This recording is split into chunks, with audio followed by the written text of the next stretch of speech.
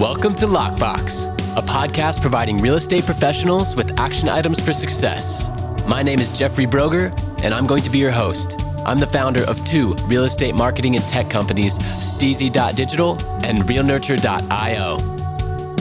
In this podcast, you'll learn from top 1% real estate and mortgage brokers the exact secrets to their success. Welcome to Lockbox. Welcome to Lockbox. My name is Jeffrey Brogger, and I'm here today with Anna Kilinski. Anna, thank you so much for being with us. My pleasure. Great to be here. Absolutely. So why don't you tell our listeners who you are and where you're from? Absolutely. Well, you mentioned it. I'm Anna Kilinski, and I'm actually from New Orleans, Louisiana. Who dat? Awesome. It's quite a problem here being in Atlanta for all those Falcons people. But I live here in the state of Georgia in the beautiful city of Atlanta. And I've been here since 2001. It's going to be 5 years or so, and catch me here 25 years. I don't know. What's the math there? 20 years later? Enjoying it. Awesome. And what got you into the real estate industry? So I like to joke about this because my entire family is in real estate in some capacity. And I always swore that I would never get into real estate. I used to grow up going over to my dad's real estate office in Louisiana. And I used to be the person wiping down his signs after school. And they always had, like, all the agents were mostly women, had hairspray hair, lots of bangles, billboards. And I just remember thinking, I will never be a real estate agent. Fast forward to 2007 when I got my real estate license. A few of you probably remember what that market was like right before everything fell apart. And I actually bought my first house in 2005. I was actually working in the corporate world. I have a background in information systems. I was one of those kids that went into college with no technology and came out with email. Not to date myself, but I didn't intend on being in real estate. I thought I had a unique perspective to life, that I was going to be the weird, interesting, artsy child between myself and my entrepreneurial brothers. And my dad had been in real estate since I was pretty much born. So I bought my first house in 2005. I unknowingly bought an investment property. It was a duplex. I didn't really realize the benefits other than having somebody next door helping out with the mortgage. And that's probably by far one of my best investments I've ever made to this date. And it just kind of launched me into a place where I enjoyed renovating homes and working with people that were my age in their late 20s at the time to help get into their first home. So I've never looked back. Awesome. And you mentioned getting that property in 2005. So you were able to ride the economy up to 2006-07. And then I'm assuming you were able to keep it, even though 2008 and 9 were to follow. So Correct. Is that, yeah. You're able to keep it all the way through? Awesome. I did. My coach asked me today if I've ever sold a piece of real estate personally. And I've never sold a piece of real estate. I think we're up to 18 units now. And that's probably a poor non-1031 tax exchange strategy that I'm not utilizing somewhere, but I am in the wealth building phase. And the things that have come across my radar have just been either a really great deal or a client that just needed to offload something. And it was a win-win situation or business partnership. So I've never actually sold a piece of real estate that I've purchased, but that 2005 property, I probably purchased the most expensive property at the time. And when the market shifted, I was terrified because it got cut in half, and now it's worth probably 3 times what it was when I bought it. So happy to keep that one in my portfolio. There you go. No one lost money in 2008 that didn't have to sell. So Right. That's awesome. And now to give my listeners some concept of where you're at today with your real estate team, I'm curious about your transaction volume, and then I have some follow-up questions. Absolutely. Yeah. So hopefully, like most of you guys listening, or maybe not, maybe you're new, maybe you had a weird backwards year, and that's okay too. But we've had a banner year. We literally just closed on our 100th millionth sale, in terms of volume, I should say, yesterday. And that's a big milestone for us. We have closed about 185 units. We are probably going to close the year out right around 200, which is also a unit in volume banner year for us. GCI is record breaking. Obviously, prices have gone up, and we've really tried to manage expenses coming out of COVID. So it's been a really great year. Transparently, I went through a really big, messy organizational year on the inside. It was one of those things where you've been, driving a race car around the track and you never really pull over for a pit stop, and all of a sudden your engine blows up. And that happened to us in February. We parted ways with pretty much half of our team. I currently have a team of 11. We lost 5 people in a period of 3 weeks. And that was a really hard, emotionally, physically, mentally rebuilding period. But I feel like we top graded with the right people and we're able to pull out just an incredible year. Obviously, prices are up, inventory is down, but that didn't stop us. And we're really grateful to be here. That's awesome. So what advice would you give to a broker or team leader out there that's doing like 100 transactions and they want to level up? They want to get to like 150 or, even beyond. Like what levers can they pull? What things should they be focusing on in order to scale their business? There's really only 2 things that you need to master in order to have a massive business. And the first thing is going to be your lead pipeline, right? You have leads, you never have to negotiate the level of service that you're providing because you're always working with top people and I don't want to say easier sales, but quality sales. And the second thing you need to master is leverage and hiring people and scaling your systems and your models. And a lot of people say, well, gosh, if you're doing 100 transactions, you probably have a couple of people helping you at this point. And hopefully that's an operations person or 2 before you add it on to your sales team. But the leverage piece for me was a game changer. Us high performers, high producers, we tend to have this, I'm the only one that can do it at this level mindset. And people don't get bought into the who, they get bought into the experience. And so we've spent a lot of the last 18 months really documenting our systems and our processes to make sure that we have a scalable model for what the Anna K Intown brand would look and feel like. How do we deliver service? How do we talk to people on the phone? When are we asking for reviews? Are we all in alignment with what it is that we're trying to do for our customers and our clients? And by having those models and systems documented, that's a lever point for our business. So people, processes, and systems and leads. Those are the 3 things I would say you need to have a really good handle on. That's awesome. So diving into lead generation, what's your percentage of referral to new business from some kind of lead generation source? Yeah. So referral, are you just kind of describing that as like past clients, sphere of influence, agent referrals? Like how do you describe a referral? Well, good question. I would say a referral is sphere of influence is tough. That's the one thing that made me think about it because sphere of influence can be either leveraged through certain digital marketing, like remarketing and having, your database consistently shown new properties, and then they're able to raise their hand and opt into a new lead form, which kind of raises them to the stack. But that wouldn't necessarily be referral. Referral, I think, is like agent referral from out of state, or, an old customer calls you up, hey, I want to sell my house, or, hey, my brother just bought a house with you and he referred me to you, that kind of referral. Yeah. We track all of our original lead sources. So if somebody comes to us and they're our sphere of influence and they buy or sell with us, they are forever a past client, right? So we track our past clients, we track our repeat past clients, we track our past client referral, and we track our sphere referrals. We really want to know what types of things are sort of generating that income. So for us, I would say off the top of my head, our ratio of sphere and past client business probably is around 50%. And then I would say of that, we probably generate another 20 to 25% of referrals from that base of clients. And I would say the other 25% is probably agent referral, online leads, Yelp, sign calls, internet based. Because we actually really don't pay for leads. We pay for marketing, but we don't have I'm not doing a ton of pay-per-click. I'm not doing a bunch of Sync or Boomtown, or I don't partner with Zillow. I'm not a fan of being in bed with the devil. They're just things that we probably need to do to scale to the next level.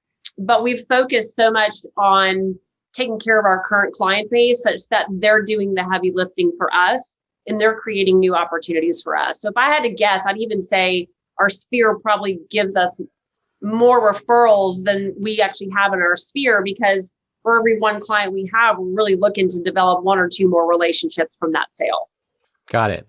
So then if 50% is like SOI and past clients, referrals, and then another 25% is being generated from residual transactions from that SOI. 75%. 75%, that's huge. So what systems do you have in place to increase the amount of referrals that you receive? Such a great question. I'm so glad you asked. So if you really think the touch to conversion ratio, and this is a pretty standard business concept for real estate, right? You're more likely to do business with people that you know, people that like you, trust you, and would want to do business with you, right? Having a cold referral, from an internet lead or a pay-per-click, it's going to be a much longer time to develop and process and convert that into a relationship or to get them to buy or sell something. So we really focus most of our lead generation money around taking care of our client base. So we've got a couple things that we do consistently every year. We have 2 pretty big wow events. We thought about doing some smaller, more sporadic ones. We've tried some things like pumpkin patches and, dog costume contests for Halloween, but we have 2 staple events that people really it's kind of like the red velvet rope, the VIP line at the nightclub. These people want to get into this. I actually had I had a neighbor see something that I posted. We just had our breakfast with Santa this past Sunday at our country club up the street. And, I have a network of people that I haven't bought and sold with, but they're very much on my Facebook page, my Instagram page. And they're like, dude, that Santa was it. Like, what was that event? That looked awesome. And we created this buzz. We shot a video. We had like 200 families come through. And these people like literally die to get onto the invitation list to come celebrate breakfast with Santa with us. So that's been a big hit. And then we have like a really nice VIP, a client appreciation party. Both events are pretty much completely paid for by our vendor partnerships, which is great. So we've got these 2 really big free events, and we invite them to the nicest restaurant in town. They're typically $30 glasses of wine with lobster fritters and steak tartare, which is not your average afternoon for most people. So they really look forward to coming to meet us with that. And that just creates a lot of buzz. So the events have been big. And then the one thing that we've become super purposeful around in the last, I would say, 8 to 12 months, it's kind of crazy to admit this, that I've been doing this for 14 years and I didn't have a system around referrals. But if you're at all in the Keller Williams network or, you've heard of Mike Hicks, and I want to give credit where credit is due. Mike came up with this promise script, and it really is about setting expectations through the entire consumer purchasing or selling process with the clients that you're working with, that everything that you're doing for them and with them is in alignment with the concept that your goal is to make sure that they have the best experience possible.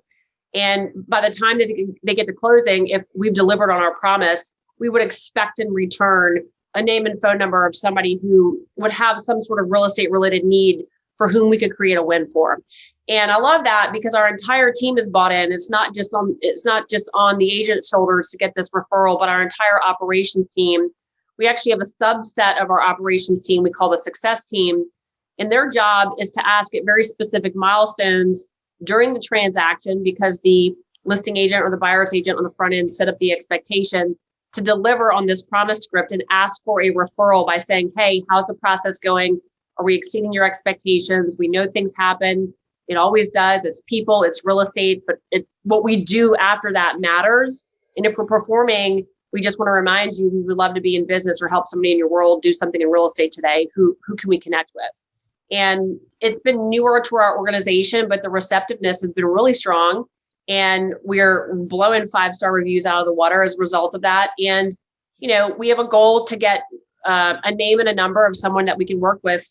Sounds kind of low, but believe it or not, it's pretty difficult for somebody on the spot to think of that. Around 33% we're expecting to provide us somebody else that we can do business with. Awesome. And that last stat, 33% of all transactions turn into a new referral? A new closing. A new closing. A new closing. Wow. That's the goal, right? That's the goal. So we're tracking towards that.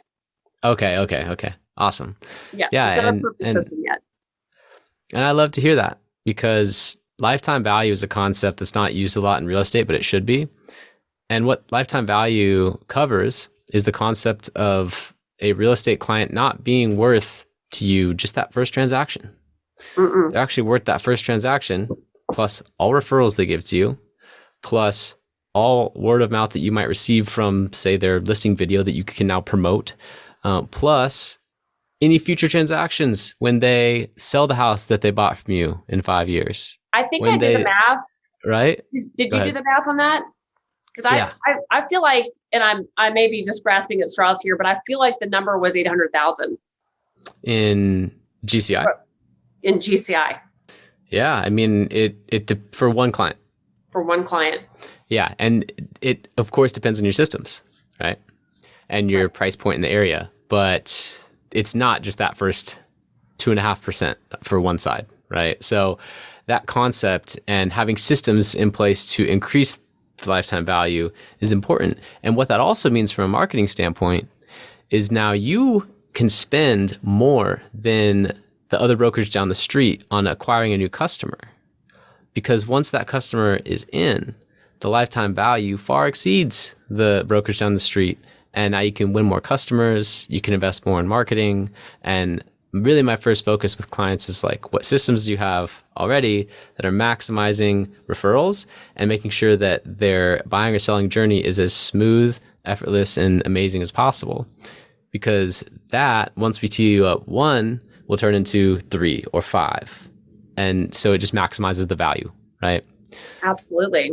Well, let me piggyback off that, because you said the buying and selling process. And I think there's a more important factor, which is what happens after that. What happens between the transaction, the entire consumer lifestyle cycle, right? How many times, if you've ever bought a timeshare, but I used to work for Marriott, and I tell this story a lot because it's really indicative of what the average consumer feels with the typical agent. They have high touch, trying to convert a lead, touch. You get into the pipeline, you have an appointment, show houses, see houses, write an offer, lots of talking. All of a sudden closing happens. And then what happens? Silence.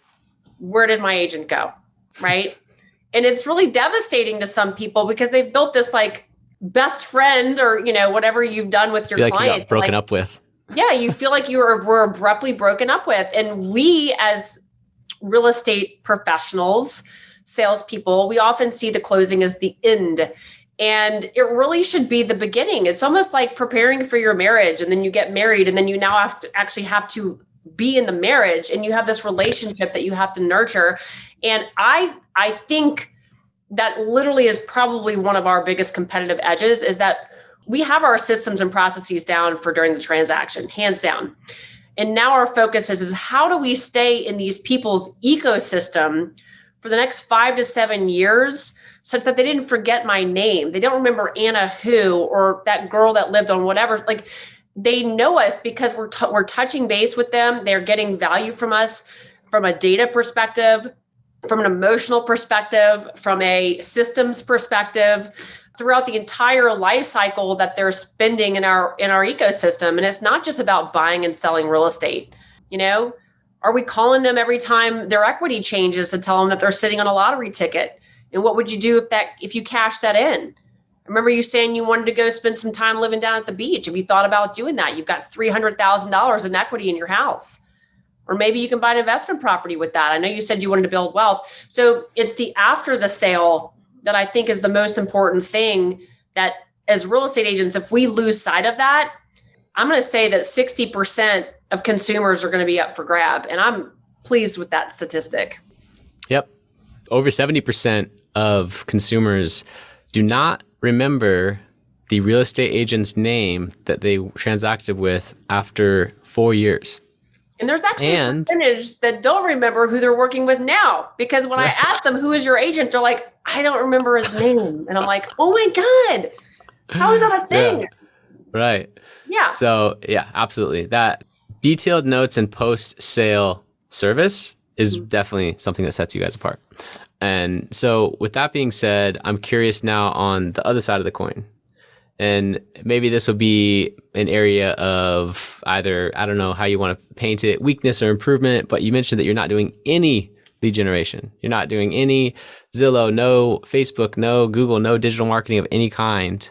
And I'm curious, with a team at the level that you're at, you mentioned that maybe that is what it takes to now scale to that next level. But I'm curious kind of like what your philosophy is regarding not doing anything on the paid advertising front.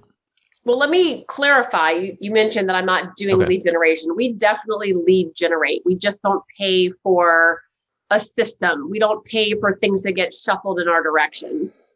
I remember being on Zillow and we had a zip code, and it wasn't because this was before their partnership program.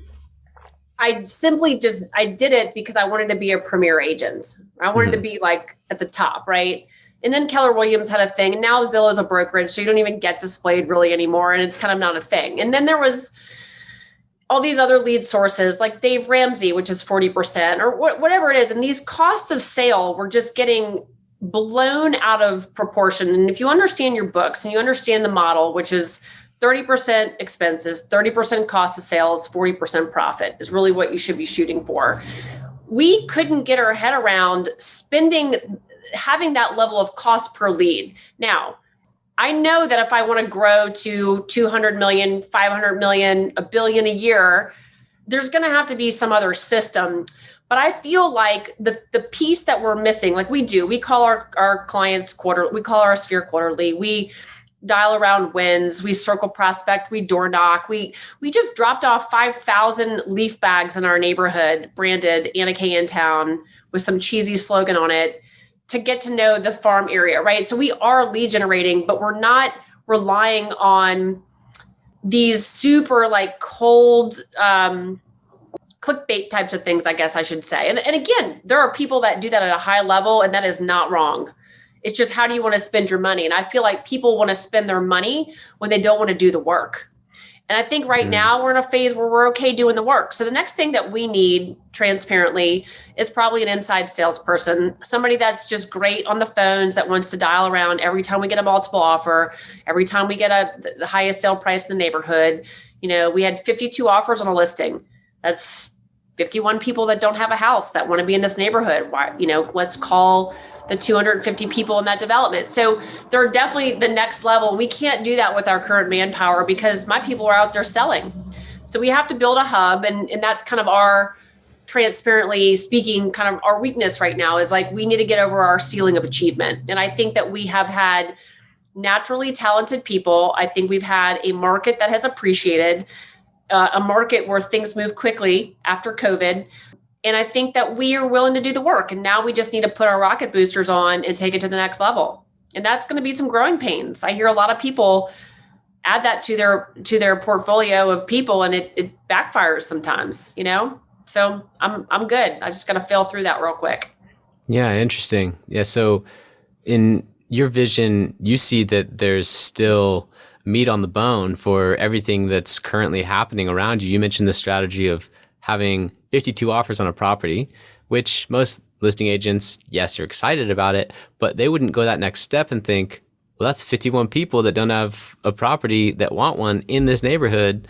Let's door knock and call all 250 houses in that neighborhood and see if they are looking for an offer. And mentioned, the range of what this other one went for and kind of where those offers might fall for their house. Like, that's a great strategy. But you mentioned manpower, of having an ISA that is dedicated to do activities like that, which would already, without doing any lead generation, take you to that next level. 100%. So yeah, I really like your focus on the granular possibilities with every transaction, and really just like milking everything for its worth, I guess, and not letting things slip through the cracks, because it is so easy to focus on the new lead, focus on the next transaction. Okay, that deal's closed. Okay, bye. And then go to the next one. And it's actually harder to do that because you're not getting as much ROI and you're constantly working with people that don't know you. But there seems to be this belief that it's the easier way. Yes, it's shiny object syndrome, right? Yeah. Well, I'll tell you what shifted for us, and maybe that's why I have this philosophy, and a little bit of it has to do with identity. And we've been doing a lot of self-work, and we talked briefly about this before we got on the podcast, is that I feel a lot of my business has to do with who we are as people, because it's a belly-to-belly business. I mean, people want to work with people that are authentic in their offering, right? And I think the types of things that we're doing in our organization right now from a people perspective is getting super clear on what our superpower is. Like, what is it that makes Anna Kilinski unique and special in the world, that by me putting that energy out there, I'm not leaving things on the table to serve people at the highest level. And if I'm just trashing my client that just closed, and I'm not looking to them to say, hey, you're awesome, I'm awesome. Let me help somebody else in your world. That's because, by the way, if you don't connect them with me, they're going to get connected with some mediocre agent out there. And now you failed them as a friend. And I have a deep belief, like I actually have a really deep belief that what we do is not better than everybody else, but I know that we're going to do it the best it can be done.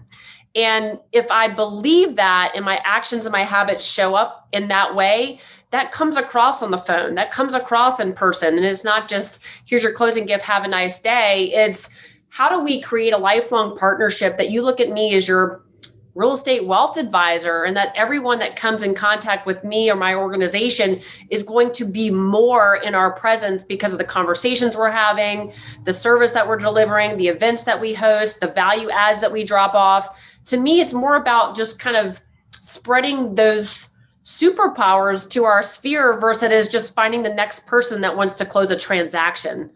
That sounds so awful, right? I don't know. I mean, I was that person. I had commission breath. It was all about like how many BBAs, how many listing agreements, and the numbers matter. You have to have a pulse in your business. But if you're not doing it your best, what are you doing? True that. I had a vision 4.5 years ago when I started my marketing agency. And the vision was that there were all these amazing real estate brokers out there that were doing most of the transactions in their market. They had awesome interpersonal communication and awesome phone skills. They had client parties. They, took care of the people that had been fortunate enough to either come across their advertising or be referred to them from a friend. And I noticed that, a lot of those brokers struggled with the digital stuff. And so, that was really the foundation of my agency years ago, was to enhance that part of it and then get more people in that marketplace exposure to the top team. Like you said, they deserve to know how real estate can and should be done. And when you said that you speak with such belief to your past clients and implore them to feel like they've let their friend down if they don't refer you, that's a powerful way to ask for a referral. That's not saying the highest compliment is a referral, almost reluctantly, without belief. You're creating a scenario where their friend or loved one, family member, works with a real estate professional that does not get them the most money possible or does not, take them on a buying journey that really gets them into the home that they could have. And it creates that pain. And then they're like, oh yeah, I do need to refer to Anna and her team. And that is different, right? Jay Abraham talked about that in a podcast with Tony Robbins. And the way that you just described what you do is something that I haven't heard any agent do. So there's no wonder why you've seen the success that you have. And that's awesome. Appreciate that. Absolutely. I'm curious, what is the single most important action that you take on a daily basis that attributes most to your success? I don't think that I knew it then, but when I look back on it, I think it was having a standard for how I conduct business, a standard of calling people back. I mean, I know that sounds so simple. Answering the phone, calling people back, choosing the quality of vendors I would refer, even down to deciding what type of clients I wanted to work with. We actually fired a client yesterday, and it felt so liberating because that one person would have sunk our entire ship. And my listing agent could have taken 10 more listings with the same energy she had to deal with this one person who was incredibly unscrupulous. And I think probably a couple of years ago, I would have said it was speed to everything, urgency, hard work, grit, show up, because I did that. I worked 14, 16-hour days for probably the first 5 years that I was in the business. I didn't have kids. I wasn't married. And I did the work, right? And so I feel like I want to tell people, you have to do the work. But if I were to clarify that for myself, I would say it has to do with having standards for everything that I encounter, whether that's people, business acumen, relationships with other agents. One of the things I'm most proud of, and I wouldn't have been able to say this early on when I didn't have a reputation, is that I feel like I have a really good reputation. Maybe somebody will email me and be like, no, girl, you don't know. But I feel like I have a really solid reputation in my market for being an agent who is a straight shooter, who prices her properties well, who delivers value, and is going to be a wonderful agent to co-op with. And I think our agent network is so important to what we do in getting our clients the best and having that off-market experience or whatever it is that we need to do. And I think that comes from just a standard. And I didn't document those. I didn't know what it was until I tried to scale and added people to my team that didn't uphold that standard or any of those standards. So I don't know if that's helpful, but that's pretty clarifying for me. Absolutely. Tony Robbins talks about the standard that you have set for yourself is the determinant for your current life. And if you raise your standards, then you'll elevate your life. So having that focus on having extremely high standards in business and really not necessarily documenting it, but just knowing what that feels like, what that looks like, and then vibrating on that frequency, well, you'll start to dispel people that don't live up to those standards naturally, that might be team members. And then you'll also attract the ones that do fit in with that.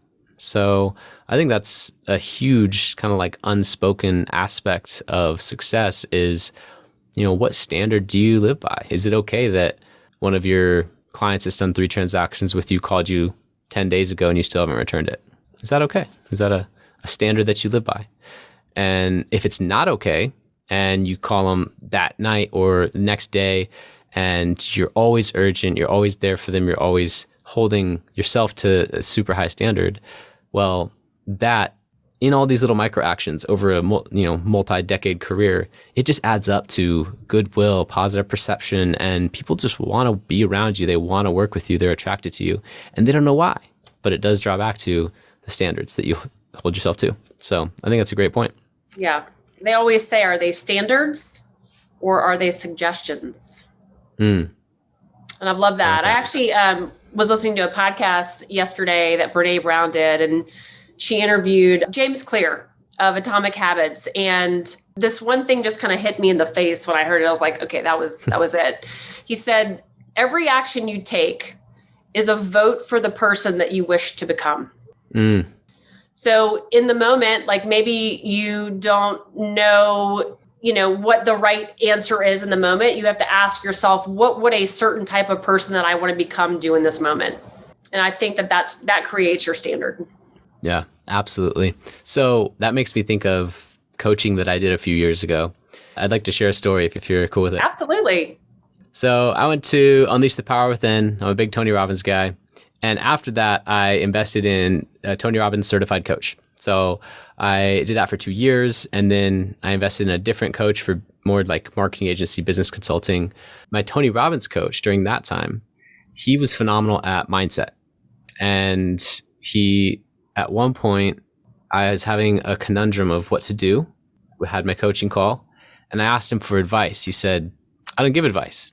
I coach you and help you make the decision for yourself based on standards you've already set. So why don't we go back to your plan and vision for the year that we wrote?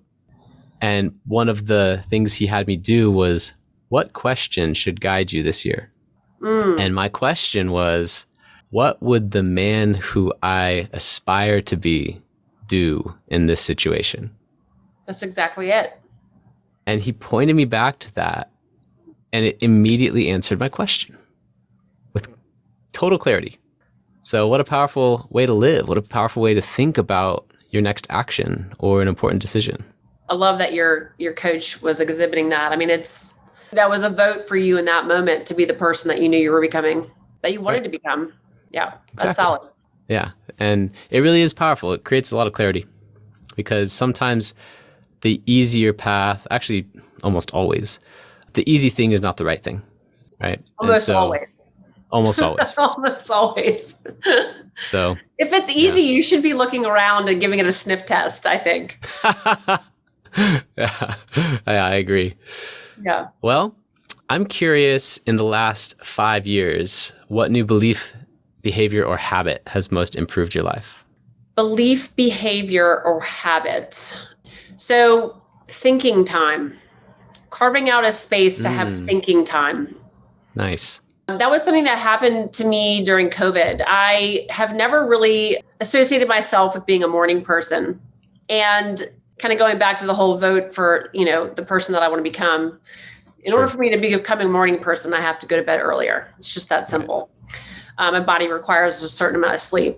But during COVID, which I'm sure everybody else experienced as well, your structure, your routine was just like out the window, like going to the gym, picking your kids up from school, coming home, making dinner, whatever it was. It was like one big 24-hour period of pajamas and bad breath and, Zoom screens. So it was really just a tough place to find a routine. And I was going through, I'm one of those fight or flight people. I'm a fighter, right? I don't back down. I feel like fear ignites me versus like pushes me away. And so during COVID, I was experiencing a lot of fear, which was what's going to happen to my business, what's going to happen to my people, what's going to happen to my family, what's going to happen to my health, my well-being. And I almost couldn't sleep as a result of it. Call it anxiety for all of you who understand that feeling. But what happened in that time, I was able to get up early, like early for me. Like I'm a 7 a.m. riser. So like early for me was like 5:36.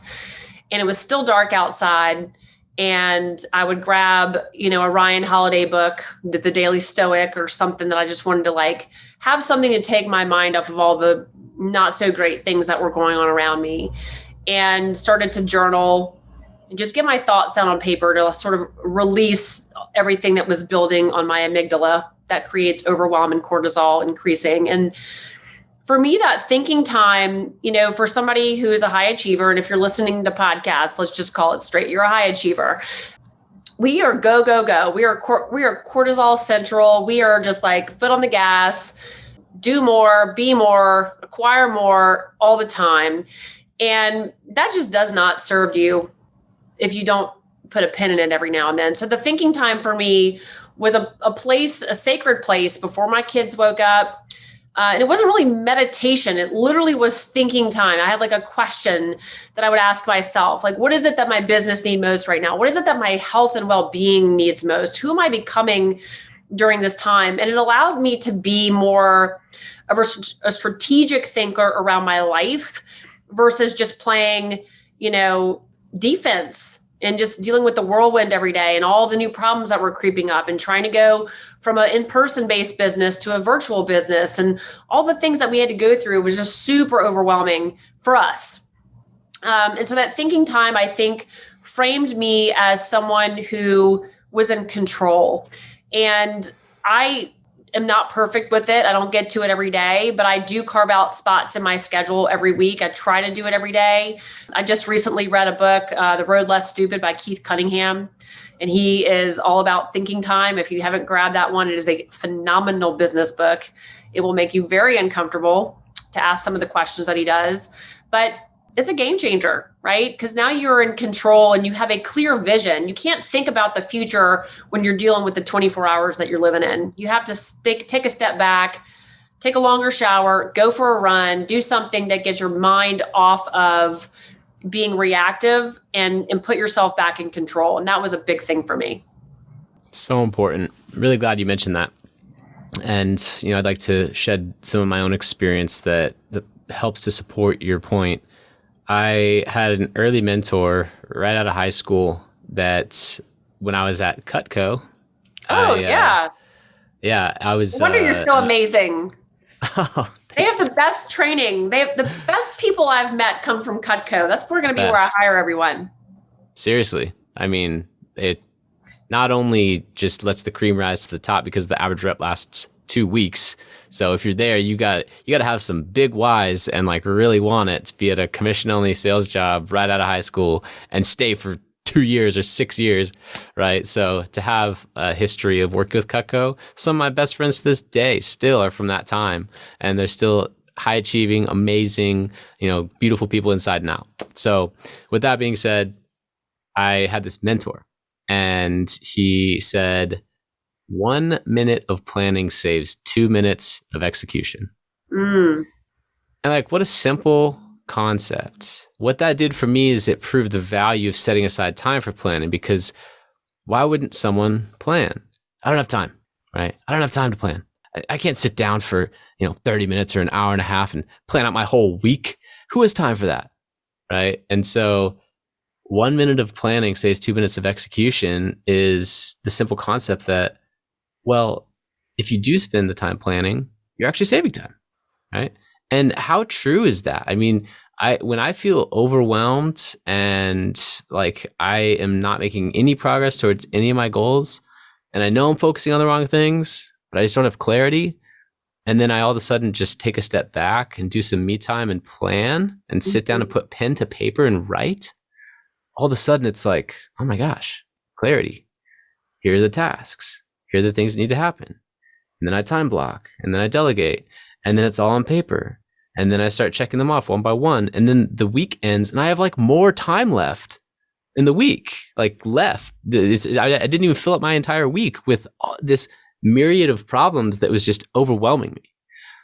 So the value of planning is something you can't pass up on. And some of the most powerful and influential people in the world set aside hours per week. Billionaires will just walk on the beach for like 3 hours to just think stuff out and plan it. And it's in their schedule to do that. So Good. If that's working for them, then maybe we should take note. And I really appreciate you bringing that up. It's not talked about enough. I feel like a lot of folks that listen to real estate podcasts, we want to like know what the next best script is and like where's the best lead source. And I probably can spend a lot of time talking about that too, but I've made a shift in my mindset as a leader that if you don't build the foundation of the way that you think about who you are and the business that you're in, all the little tricks and stuff of the trade, they don't matter. Yep. That's just the tool in your tool belt. It doesn't make you, I don't know, it doesn't give you what you need to sustain the level of complexities that we have in this ever-changing market and environment. So the thinking time, the planning, like all that stuff is so foundational. And guess what? Nobody teaches you that. I didn't learn that in college. Did you? No, but Tony Robbins says success is 80% psychology, 20% mechanics.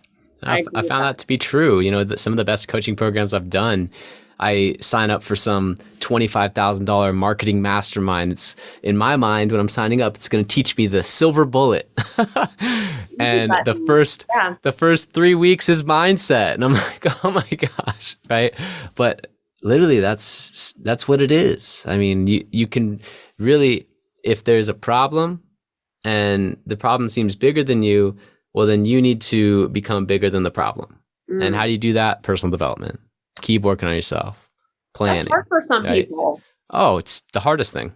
Yeah. Hardest thing is to take ownership and, stop pointing out there and say, okay, this is on me, and take that step back, plan critically, think about who you need to become in order to solve this problem, accomplish that goal. And that's one of the most powerful things. I actually was talking last night with one of my Cutco friends, still in touch to this day. He told me how he's going through this awful breakup and he's having the best year ever in sales, but he's like completely emotionally down. And, I told him about the story of myself and my wife and how I had written down on paper exactly, what I wanted in a partner. And then at the end of writing that down, it was, ambitious, great with children, right? Like it was all non-physical. And I wrote this list, and then the key question was, okay, who do I need to become in order to attract that woman to me? And then I went on this 2-year journey of becoming that person. And at that point, that person, right? And now, we met and we're married, and life is amazing. And I say that because, not that I'm this shiny example, but the question, who do I need to become? The ownership, the responsibility.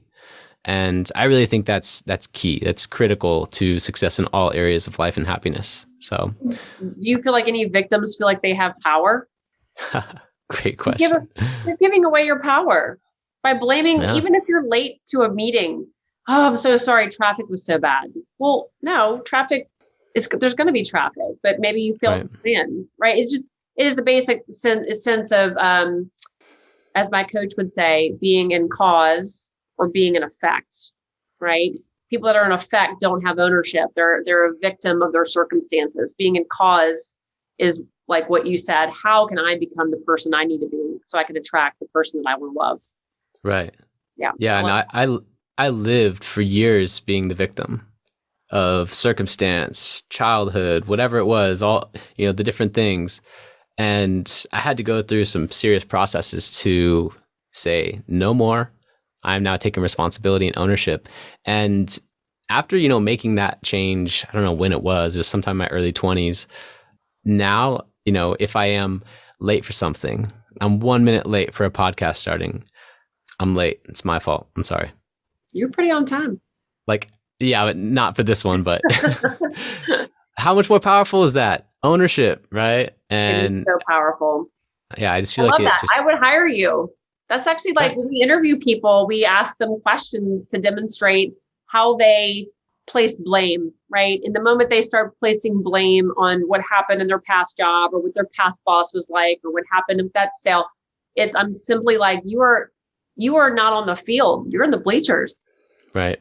Yeah, absolutely. The interview questions that tease out like, oh, why did you leave that position? And then it's like, the manager, this and that. Well, it's like, okay, they're going to say the same thing about you, no matter how much you pour into them when they go on to their next thing in 6 months. So yeah, absolutely.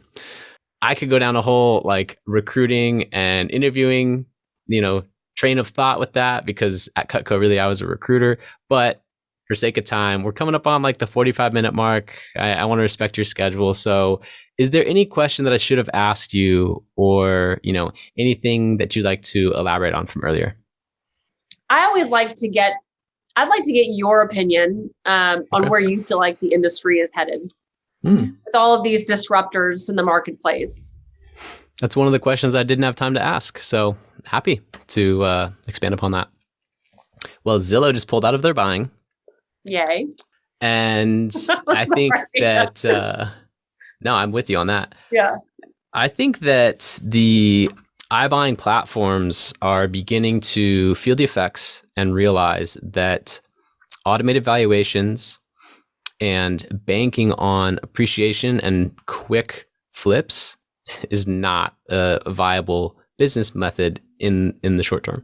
So they might come back with a vengeance and figure it out, but they lost tons of money doing that. Quickly valuing a house without, sight unseen, offering an instant cash offer based on automated valuation methods. They got burned. And yeah, they've had billions of dollars of investment, but that investment's not going to keep coming if they're not turning profits. So, I think that the future of the industry is still largely in the belly to belly aspect that it is today. And, myself, I'm a commercial sales agent. In addition to my marketing, I focus on multifamily investments, 5 to 50 units. Commercial is way behind residential when it comes to technology. Like 30% of deals still happen off market. It's all relationships. It's all belly to belly. So I think your question pertains more to the residential side and all of the collective fear that real estate professionals have regarding technology replacing them. Zillow, the founder of Zillow, he talked about the travel agent and how the travel agent's now the thing of the past. Well, yeah, people can plan out a trip to Europe using Kayak and certain tools, but that might be a, $1,000 or $2,000 offset to where, a travel agent might be able to get things for a little bit less expensive and earn a commission. Not very consequential. If you are 3 to 5% off on the value of your home, and it's $1 million home, that's hugely consequential. And the cumulative effects of that, by the way, are massive, because if comps are consistently 3 to 5% off in an area, it slowly over time erodes that area's comparative value. So with that being said, my goal with my marketing agency in real estate has been to make sure to protect and reinstate the negotiation of the real estate transaction, human to human. So we might use certain digital marketing or automation to get people to the negotiation table. But at the end of the day, I want a real estate professional representing a buyer or a seller and speaking to another real estate professional on their behalf so that a negotiation can occur. I don't see a world where a single company would be judge, jury, and executioner on a transaction, where because that's kind of the vision, right? Streamline the real estate process. They're going to go through and sell their house, have it financed by the same company, and buy another house. And all the contracts are going to be super 1, 2, 3, click, click, click, no inspection, whatever. I don't see a world where that makes sense on a transaction that is so consequential as the home you live in or investments. I definitely agree with you. And I do feel like there is going to be some level of consolidation, right? Like I feel like some of these ancillary services, it's going to be all in one ecosystem. And I know Keller Williams is working on providing those services so people don't have to go outside the ecosystem. But I'll drive your perspective home a little further. When the internet came out, remember that? World Wide Web, Internet Explorer. What did the real estate industry say was going to happen? We were going to disappear, right? We're going to be replaced. Well, there were 1 million agents in the MLS, and I think in National Association of Realtors, I think in 2011. And I think we have 2 million in the MLS nationwide now. So we've doubled. Now, granted, COVID came, a lot of people didn't have jobs, looked really easy to fog a mirror and get your real estate license. But what I do think is going to happen is that consumers are going to demand more out of their professional. They're going to want more value for less money. And that's going to ultimately lead to less agents in the industry. But those that are but being able to communicate their value will stand the test of time. And that just means more transactions for fewer people that are doing it at a high level. So skill, relationships, and the ability to communicate your value will outperform any piece of technology that's going to come along that's going to disrupt what it is that we do as humans to have a connection to do exactly what you just said, which is a massive transaction for these people. It's not, some of it is about the money, but it is where they birth their first child. It is where they raise their family. It is the house that, they're divorcing in. Like there's all these things going on that a click of a button can't solve. And I think that till the end of time, I think real estate professionals will be in business. To what capacity, I think remains to be seen. But that's why if it's been easy and you don't know what you provide and you can't articulate it, you need to start thinking about that. Well, to support your point further, and actually to take a different stance on commission compression, experts and specialists don't experience commission compression. When you're a commodity, you experience commission compression. In the absence of value. Absence of value. So teams like yours aren't going to experience commission compression, in my opinion. They will be sought out in contrast to the other options for the low commission transaction or the iBuyer where they don't have as much support. Really, especially the luxury market, a luxury seller wants a professional to be able to call, interact with, and to handle, and they're willing to pay the fee. They're always willing to pay the fee. So, I don't think that the top teams will experience commission compression. The 80-20 rule, right? The 80% of agents that do 1 to 3 transactions a year, and they mainly just have their license to kind of like do it for their friends and family. I think those are the ones that will be kind of kicked out of the industry based on not having as much opportunity, because teams like yours will be getting the deals. And I think that'll be honestly healthy and good for the industry, because it'll be good for the consumer. Yes, it's going to be good for the consumer. And if that fat is trimmed, then the overall consumer satisfaction will increase. And then maybe we can get off that list of least desired professionals where it's like used car salesman, real estate, like preacher, like hopefully we can get off that list, because the actual best people in the market are taking care of the homeowners and the home buyers. So that's been my vision with my agency, is like, I didn't want to have an agency for the real estate agents that only do this once, twice a year, and they're going to be out of the industry in 2 years. I want to have an agency that helps the best brokers in the market get more exposure to the market with tools they're not using, so that more consumers can work with them, because they already have amazing systems. They already take care of them. So I think that's the future, is like top teams will enhance their digital offering to help to meet consumers upstream, just like Zillow's fishing upstream. You can do similar tactics to fish upstream and get consumers to put their spotlight on you first or in conjunction, and then realize, wow, there's so much value here. Wow, I'm really getting taken care of. This is actually a local expert. This person talks like me. They grew up here. They've been here 20 years. Why wouldn't I work with them? So, well, you're probably looking for an easier question, but we could have a whole episode on that. Absolutely. Nope. And I was happy to answer it. So how can listeners contact you? So website is AnnaKintown.com. That's Anna, the letter K, Intown.com. And Anna K I can't even know my own email address. Anna K at AnnaKintown.com. And we'd love to serve you anywhere in the metro Atlanta area. If you've got anywhere in Georgia you're looking to serve for a referral, we will tell you who's the best person. And of course, I'm always looking for talent, operations or agents. We have a very high performing team with high standards, you might have heard. So I only want the best.